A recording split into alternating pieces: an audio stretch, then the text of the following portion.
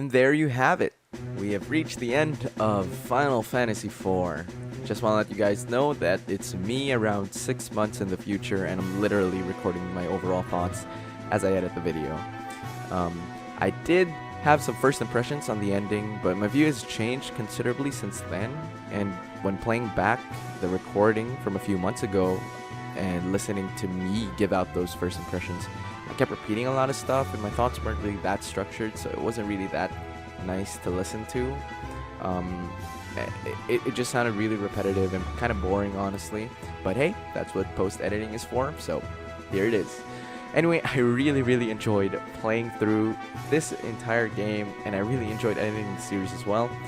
It did take a while to complete the editing since it was my very first Let's Play, and I don't spend all my time every single day editing videos. But it has been really fun doing this, and it was such a great experience to finally get to do a Let's Play and finally upload it to YouTube. Now more about the game. This game has a lot of great points, and I really understand why a lot of people love this game so much and is a fan favorite for some. So first, I love the pacing of the story.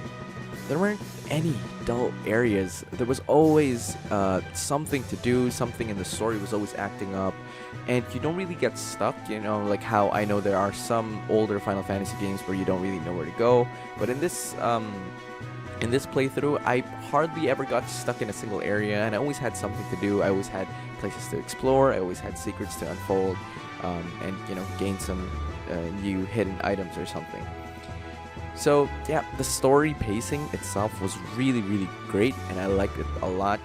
And the story itself was really good, especially for a game that came out for the SNES, like the Super Nintendo. For a game that came out for the Super Nintendo, to be able to tell a story with so many deep themes and elements like self-discovery, and Cecil with weighing his duty with his sense of righteousness, or basically knowing what's right but outweighing it with his sense of duty to the king. It's outstanding that this was done on a game that was released in like the early 90s, and it probably was so revolutionary for the JRPG franchise at that time, especially when you try to think about it.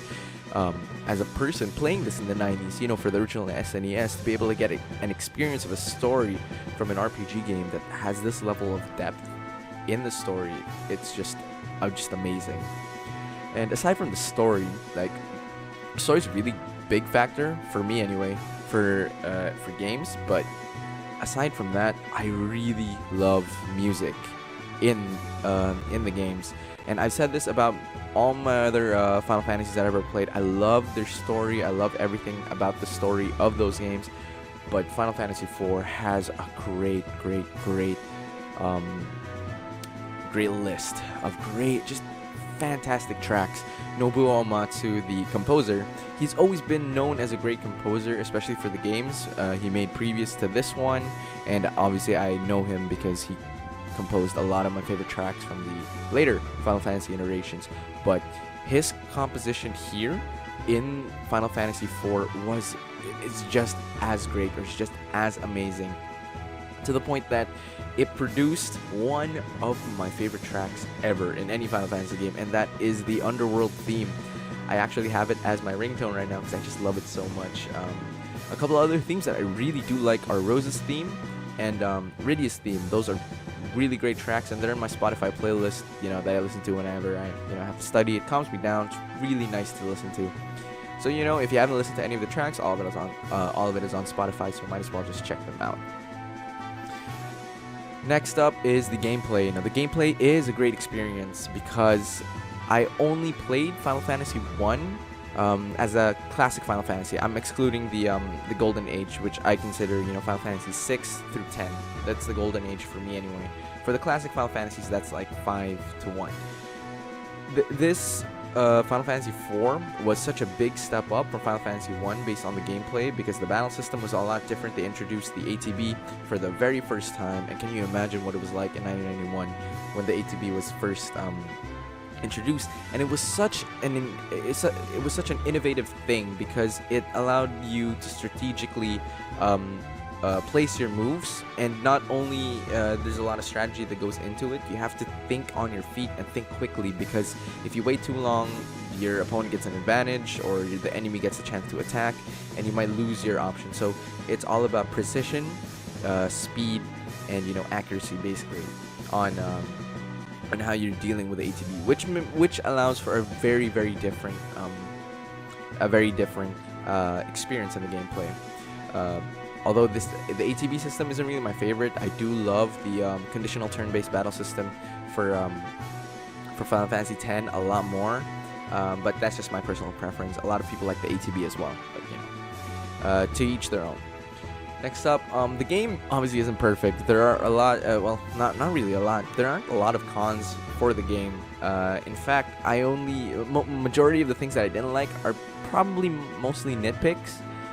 But they didn't really affect the impact of the game all that much. So it's either they could have been added or they could have been done away with. It's just that I find them a little bit of a hassle that they were added. But it's just, me being personal preference with the nitpicking. But there is one thing that I know everyone hates. But yeah, I'm just gonna get started with what I really didn't like. First things first is the items menu in the battle. In battle, don't have descriptions for the items. So, like if you forget what the item does, because the items are uniquely named, right? They don't say like, oh, this one cure, like they don't say like, oh, mini cure, that's the name of the item. No, they give it like mallet or something. I don't know how you equate a mallet to curing mini unless you've memorized the description on the main menu item box.